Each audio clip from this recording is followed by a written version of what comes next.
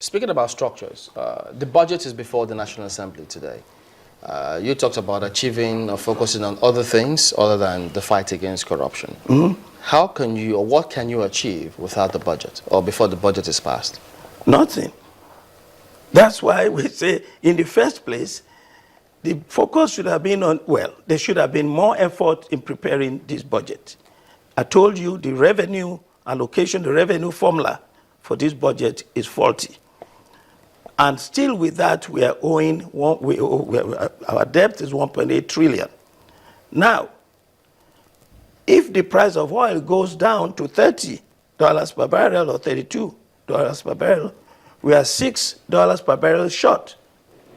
That is going to be a huge deficit for us. So instead of 1.8 trillion, you said Lagarde said you should avoid borrowing like this.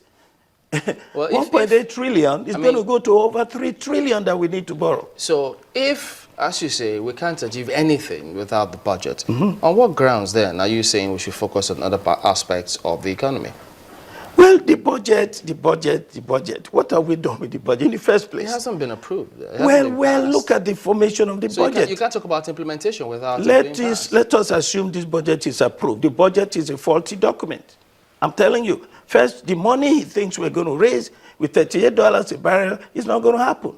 The world price of oil is going down. So sorry, Mark, now I'll go back to the gate, the arms gate, the arms scandal. With monies recovered so far, and we continue on that trend, don't you think it just there's a likelihood that we might be getting all of those monies within the country?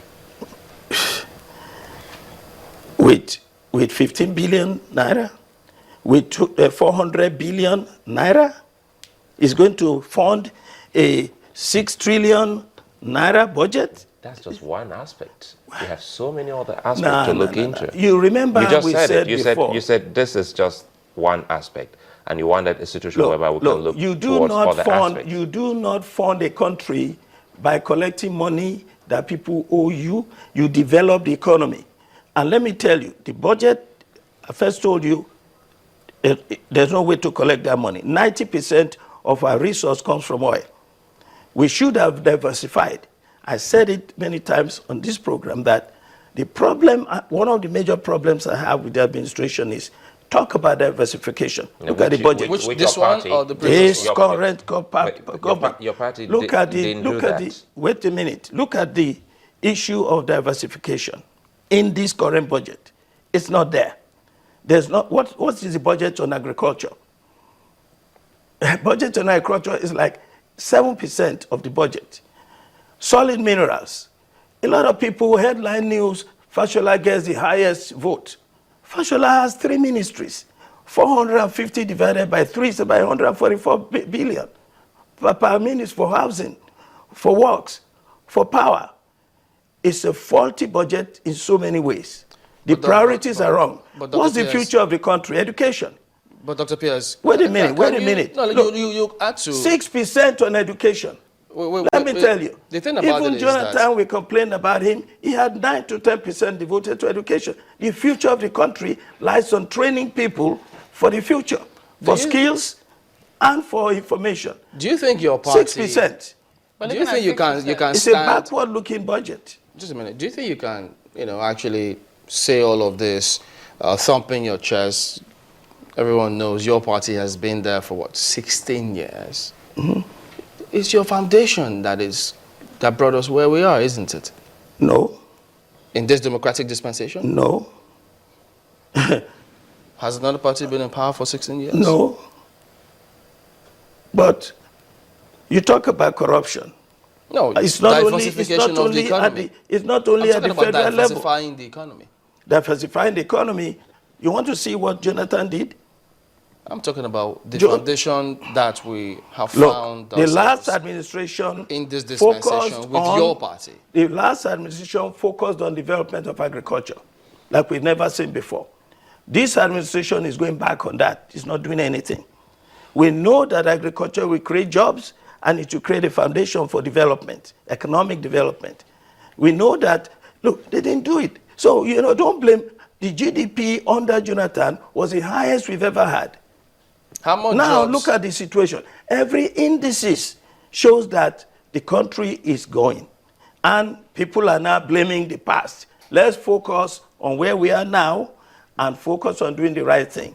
My gross with this administration is that too much sensationalism and not enough action. That's the truth. I'm just thinking because, I mean, if you are saying this administration, how long have they been there? It doesn't matter. You see the roadmap. You see where they're going.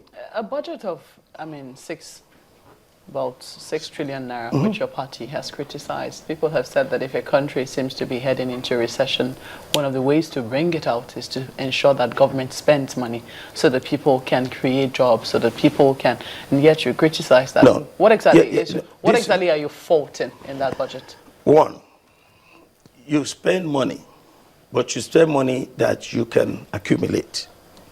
Our budget, our economy is dependent now on oil. That's how we get our revenue. I've always been. And yes, and instead of pegging the price of oil, the money we can raise on $30 or $32, we put it on $38. As at the time we did that, oil was still a little around $40 per barrel. No, I recall very vividly that as at the time we did that, it was still around the area of about $40 per barrel. A government is not supposed to be juvenile in its attitude to looking at things. And besides, it's not been approved. I knew, every observer in the oil sector knew, the war was already coming between Iran and Saudi Arabia. It was in the news. That's why that same week when we produced our budget, Saudi Arabia produced its own and pegged its oil price at 35.